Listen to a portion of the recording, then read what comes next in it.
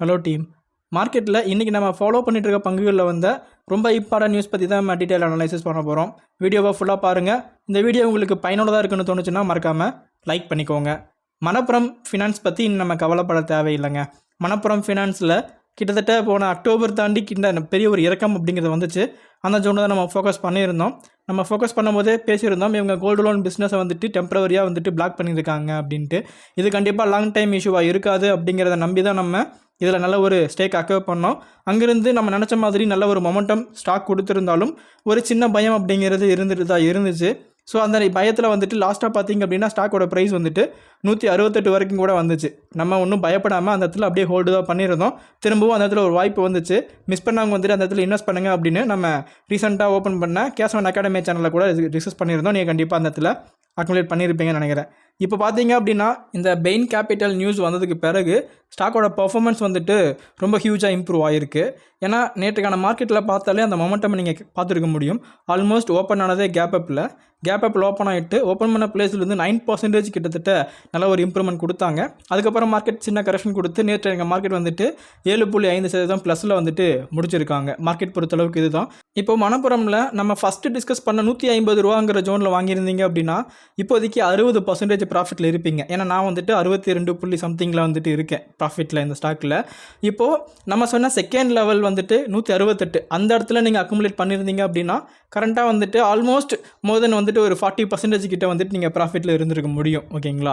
So இந்தளவுக்கு stock மேலே போனதுக்கப்புறம் இப்போ நீங்கள் கன்சிடர் பண்ணலாமான்னு கேட்டால் வெயிட் பண்ணுங்கள். இப்போதைக்கு இங்கே எந்த ஒரு பேட்டர்னும் கிடையாது. ஓகேங்களா? ஸோ வெயிட் பண்ணுங்கள். இப்போ வந்துட்டு ஒரு ப்ரைஸ் ஆக்ஷனில் ஒரு பிரேக் அவுட் நடந்திருக்கு.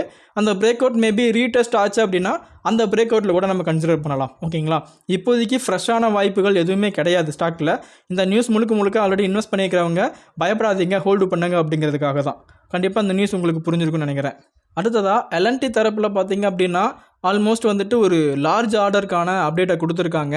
பிரைக்கட் குரூப்லேருந்து ஹைதராபாத் அண்ட் சென்னையில் வந்துட்டு ரெசிடென்ஸ் அண்ட் கமர்ஷியல் ப்ராஜெக்ட் கிடச்சிருக்குங்க. இது மூலமாக இன்றைக்கி மட்டுமே, அதாவது லாஸ்ட் ட்ரேடிங் டேயில் 2.4% வந்துட்டு அப்பில் வந்துட்டு மார்க்கெட் முடிச்சிருக்காங்க. ஸோ இவங்க குறிப்பிட்ட இந்த லார்ஜ் அப்படிங்கிற அடிப்படையில் இந்த ப்ராஜெக்டோட வேல்யூவேஷன் பார்த்திங்க அப்படின்னா மோர் தென் 25,000 crore-லேருந்து 5,000 கோடிக்குள்ளே வந்துட்டு இந்த ப்ராஜெக்டோட வேல்யூவேஷன் இருக்கும். அதை தான் வந்துட்டு அவங்க லார்ஜ்னு மென்ஷன் பண்ணியிருக்காங்க அப்படிங்கிறதையும் வந்துட்டு இந்த இடத்துல அவங்க மென்ஷன் பண்ணியிருக்காங்க. ஸோ அந்த எல்என்டி பொறுத்தளவுக்கும் ஆல்ரெடி நம்ம இதை பற்றி நிறையவே டிஸ்கஸ் பண்ணியிருக்கோம். ஸோ ஹார்மோனிக் அனலைசிஸில் வந்துட்டு நம்ம கேஷ் அகாடமி சேனலில் இதோட ஹார்மோனிக் அனலைசிஸ் பார்க்கலாம். ஸோ இந்த ஹார்மோனிக் அனலைசிஸ்லாம் வேணும் அப்படின்னா மறக்காமல் அந்த சேனலை ஃபாலோ பண்ணிக்கோங்க. நான் லிங்க் வந்துட்டு கீழே கொடுத்துருக்கேன்.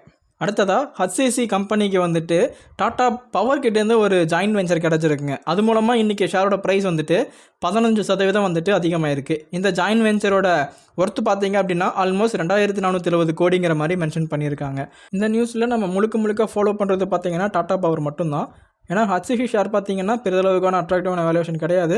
கடனே டெப்ட் ஈக்விட்டி வந்துட்டு மோர் தென் 8 வச்சிருக்கிறாங்க. கண்டிப்பாக வந்துட்டு இது நம்ம ஸ்கிப் தான் பண்ண போகிறோம். டாடா பவர் வந்துட்டு ரொம்ப நல்ல ஸ்டாக். ஸோ இந்த ஒரு ப்ராஜெக்ட் பொறுத்தளவுக்கும் 2,470 கோடி மதிப்பில் ஒரு பம்புடு ஸ்டோரேஜ் ப்ராஜெக்ட் வந்துட்டு மகாராஷ்டிராவில் வந்துட்டு டாடா பவர்க்காக கிடச்சிருக்கு. அந்த டாடா பவரில் இவங்க வந்துட்டு என்ன பண்ணியிருக்காங்க, ஜாயின்ட் வெஞ்சர் வச்சு அந்த கன்ஸ்ட்ரக்ஷன் ஒர்க்கை வந்துட்டு இவங்க பண்ண போகிறாங்க. ஓகேங்களா? இந்த ஹைட்ரோ பவர் செக்டரில் இது ஒரு முக்கியமான ப்ராஜெக்டாக இருக்குது. கன்ஸ்ட்ரக்ஷன் மட்டும்தான் ஹச்சிசி கம்பெனிக்கு. ஸோ இந்த பவர் ஸ்டேஷன் ஃபுல்லாகவே வந்துட்டு டாடா பவருக்கு தான். ஓகேங்களா? ஸோ இந்த நியூஸ் இது தான். ஸோ இதனால் இன்றைக்கி ஹச்சிசி ஷேர் வந்துட்டு 15% கிட்ட மேலே போயிருக்காங்க. ஜஸ்ட்டு இந்த நியூஸை மட்டுமே வச்சுக்கிட்டு நீங்கள் ஹச்சிசி பங்கில் இன்வெஸ்ட் பண்ணலாமான்னு கேட்டால் டெஃபினட்டாக நோ தான். ஸோ ஃபண்டமெண்டலாக அனலைஸ் பண்ணி பார்த்தீங்க அப்படின்னா ஷேர் வந்துட்டு ரீசெண்டாக லாஸ் மேக்கிங் கம்பெனியாக இருக்காங்க. அது மட்டும் இல்லாமல் ஃபண்டமெண்டல் வேல்யூஸில் ரொம்ப லோவாக இருக்குது, ரொம்ப பூவராகவும் வச்சுருக்காங்க. அதனால் தயவு செஞ்சு நம்ம ஸ்கிப் பண்ணிக்கலாம். ஓகேங்களா? ஏன்னா இன்ட்ராடேயில் கிட்டத்தட்ட 15% மேலே போயிருக்கு, நோட் பண்ணிக்கோங்க. தென் அடுத்ததாக வந்துட்டு அதானி எனர்ஜி கிட்டத்தட்ட 2,800 கோடி மதிப்பில் ஒரு டிரான்ஸ்மிஷன் ப்ராஜெக்ட் கிடச்சிருக்கு குஜராத்திலிருந்து. இந்த ப்ராஜெக்டோட மொத்த டியூரேஷன் பார்த்திங்க அப்படின்னா கிட்டத்தட்ட 3 இயர்ஸ் கான்ட்ராக்ட். இந்த கான்ட்ராக்ட் மூலமாக அவங்க 75 கிலோமீட்டருக்கு 765 கிலோவாட் டபுள் சர்க்யூட் லைன் வந்துட்டு கன்ஸ்ட்ரக்ட் பண்ண போகிறாங்க. ஓகேங்களா? ஆல்ரெடி இந்த அதானி எனர்ஜி சொல்யூஷன் ஸ்டாக்கை பற்றியெல்லாம் நம்ம பேசியிருக்கோம். ரொம்ப கொஞ்சம் டேஞ்சரான ஸ்டாக். கிட்டத்தட்ட 4,000 ரேஞ்சிலிருந்து கரண்ட்டாக கிட்டத்தட்ட 800ங்கிற ரேஞ்சில் ட்ரேட் ஆகிட்டு இருக்காங்க. அந்த ஹிண்டன்பர்க் நியூஸ்க்கு அப்புறமா கீழே விழுந்த பங்குகளில் மேலேயே போகாத பங்குகளில் இதுவும் ஒன்று. ஸோ ரொம்ப கேர்ஃபுல்லாக நம்ம ஹேண்டில் பண்ண வேண்டிய பங்கும் இதுவும் தான். ஓகேங்களா? ஸோ அடுத்ததான் நம்ம ரீசெண்டாக ஃபாலோ அப்பில் ஆட் பண்ணியிருக்க இந்த பவர்மே கம்பெனிஸுக்கு இன்றைக்கி ஒரு நல்ல ஆர்டர் கிடச்சிருக்குங்க. கிட்டத்தட்ட 579 கோடி ஆர்டர் வந்துட்டு பெல் கிட்ட கிடச்சிருக்கு. ஜார்க்கண்டில் ஒரு முக்கியமான ப்ராஜெக்டாக கிட்டத்தட்ட இந்த ஓவரால் ப்ராஜெக்டோட டியூரேஷன் பார்த்திங்க அப்படின்னா 3 இயர்ஸ். இது குறிப்பாக சொல்லணும்னா சிவில் ஸ்ட்ரக்சரல் அண்ட் ஆர்கிடெக்சரல் ரிலேட்டடான ஒரு ஒர்க்கை தான் வந்துட்டு இப்போதைக்கு எடுத்திருக்காங்க. இந்த ப்ராஜெக்ட் பார்த்தீங்க அப்படின்னா கம்ப்ளீட்டாக வந்துட்டு ஒரு ஃபேக்ட்ரி செட்டப். ஒரு ஃபேக்ட்ரியில் என்னென்ன இருக்கும், ஒரு ஸ்ட்ராங்கான பில்டிங் ஃபவுண்டேஷன், அப்புறம் பார்த்தீங்கன்னா power house, boiler, electrostatic precipitator, mill, bunker, ஃபேனுங்கிற மாதிரி இன்னும் ரோட்ஸ், வாக்வேஸ் அப்படிங்கிற மாதிரி எல்லா வகையான சர்வீஸ் பில்டிங்கும் வந்துட்டு கன்ஸ்ட்ரக்ட் பண்ணி கொடுக்குறதுக்காக தான் இந்த ப்ராஜெக்ட் வந்துட்டு பவர்மெக் கம்பெனிஸ் கிட்ட கொடுத்துருக்காங்க. ரீசெண்டாக பவர்மெக் கம்பெனிக்கிட்ட வந்த முக்கியமான ஆர்டர்ஸில் இதுவும் ஒன்றா இருக்குது. பவர்மெக் கம்பெனி நல்ல ஒரு ஜோனில் கிடச்சிட்டு இருக்காங்க. நான் இந்த ஸ்டாக்கை வந்துட்டு பர்சனலாக ஃபோக்கஸ் பண்ணிகிட்டு இருக்கேன். நல்ல லெவல் வந்துட்டு இருக்காங்க. நல்ல ஒரு ரேஞ்ச் வந்ததுக்கப்புறமா நம்ம ஹார்மோனிக் அனலைசிஸில் இந்த ஸ்டாக்கை பற்றி டீட்டெயில் டிஸ்கஸ் பண்ணலாம். அதுக்கு மறக்காமல் கேஷ்மேன் அகாடமி சேனலை ஃபாலோ பண்ணி வச்சுக்கோங்க. அடுத்ததாக கோத்ரேஜ் அக்ரோவர்ட் கம்பெனிக்கிட்ட இருந்து ஒரு முக்கியமான இன்வெஸ்ட்மெண்ட் பற்றின அப்டேட் கிடச்சிருக்காங்க. இந்த கம்பெனி க்ரீம்லைன் டைரி ப்ராடக்ட்டில் வந்துட்டு இன்வெஸ்ட் பண்ணியிருக்காங்க ப்ரொமோட்டோ குரூப் சைட்லேருந்து. ஓகேங்களா, கிட்டத்தட்ட 47% ஸ்டேக்கை வந்துட்டு ஹோல்டு பண்ணுறாங்க. இதனால் அக்ரோவர்ட் வந்துட்டு ஹையஸ்ட்டு ஷேர் ஹோல்டராக வந்துட்டு இந்த கம்பெனி இருக்காங்க. இந்த ப்ராடக்டோட நேமில் இவங்களோட பிராண்ட் லோகோவை வந்துட்டு இம்ப்ளிமெண்ட் பண்ண போகிறாங்க. இந்த ஒரு இன்வெஸ்ட்மெண்ட் அப்படின்னு பார்க்கும்போது கிட்டத்தட்ட 930 கோடி வந்துட்டு இந்த கம்பெனி மேலே அவங்க இன்வெஸ்ட் பண்ணியிருக்காங்க. ஸோ டெஃபினட்டாக இது கோத்ரேஜ் அக்ரோவர்ட் பொறுத்த அளவுக்கும் ஒரு ப்ராடக்ட் டைவர்சிஃபிகேஷன் அப்படிங்கிறத பண்ணியிருக்காங்க. ஒரு இன்வெஸ்ட்மெண்ட் டைவர்சிஃபிகேஷனையும் வந்துட்டு பண்ணியிருக்காங்க. டெஃபினட்டாக வந்துட்டு இது ஒரு ஸ்டாக்கு பாசிட்டிவ் இம்பாக்டாக அமைய வாய்ப்பு இருக்குது. கோத்ரேஜ் அக்ரோவர்ட் வந்துட்டு நான் ரொம்ப நாளைக்கு முன்னாடி எக்ஸிட் ஆன ஒரு பங்கு. ஸோ திரும்ப ஒரு நல்ல வாய்ப்பு வரும்போது நான் கண்டிப்பாக டிஸ்கஸ் பண்ணுறேன். ஓகேங்களா, அடுத்ததாக அதே கோத்ரேஜ் குரூப்பான கோத்ரேஜ் ப்ராப்பர்ட்டிஸ் கிட்டேருந்து ஒரு முக்கியமான ஆர்டர் கிடச்சிருக்குங்க.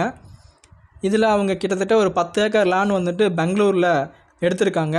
இதோட ரெவன்யூ பொட்டன்ஷியல் மட்டுமே 2500 கோடிங்கிற மாதிரி ரெஜிஸ்டர் பண்ணியிருக்காங்க. ஓகேங்களா, ஸோ ஏன் அப்படின்னா இந்த பெங்களூரு, கொல்கட்டா இந்த மாதிரி ஏரியாஸில் லேண்டோட விலை வந்துட்டு நம்ம கேட்கவே முடியாத அளவுக்கு ஹையராக இருக்கும். அந்தளவுக்கு வந்துட்டு பொட்டன்ஷியலான ஏரியாஸ் இதெல்லாமே ரொம்ப ஹைலி டெவலப்டு மெட்ரோபாலிட்டிக்கல் சிட்டி.